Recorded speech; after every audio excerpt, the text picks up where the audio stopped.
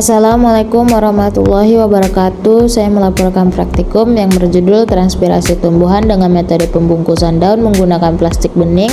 Perkenalkan, nama saya Dewi Sinta, NIM 2402011, dosen pengampu Cik Salmiati, MPD PhD, Program Studi Agroteknologi di Institut Teknologi Perkebunan Pelalawan Indonesia. Latar belakang, transpirasi merupakan proses penting pada tumbuhan di mana air yang diserap akan dilepaskan ke udara melalui stomata pada daun.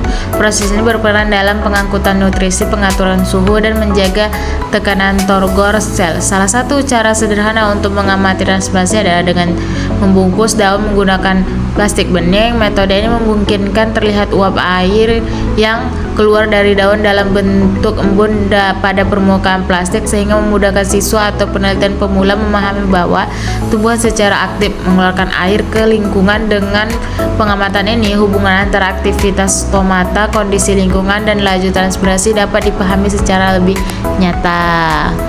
Tujuan praktikum: 1. Mengamati proses transpirasi pada tumbuhan secara sederhana.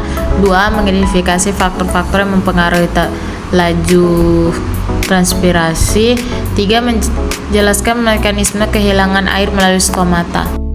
Alat dan bahan. Alatnya yaitu label atau spidol, kamera opsional, stopats.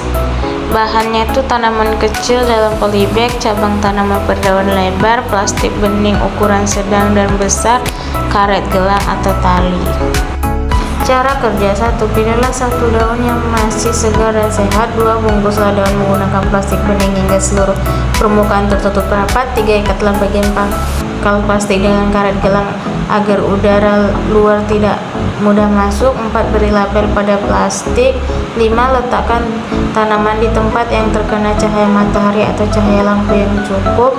6. Amati perubahan yang terjadi setiap 10 menit selama 1 jam. 7. Catatlah terbentuk titik air pada bagian dalam plastik. 8. Bandingkan dengan daun yang dibungkus plastik kecil dan besar.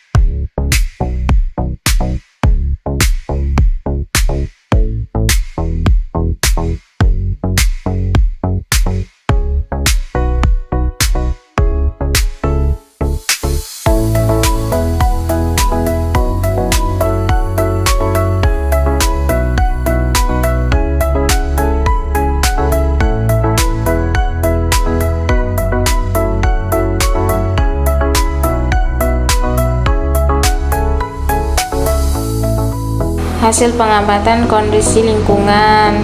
Hasil pengamatan setiap 10 menit. Pembahasan: berdasarkan data hasil pengamatan, jumlah embun yang terbentuk pada kedua perlakuan, yaitu daun yang dibungkus plastik kecil dan plastik lebar besar, menunjukkan peningkatan secara bertahap pada setiap interval 10 menit.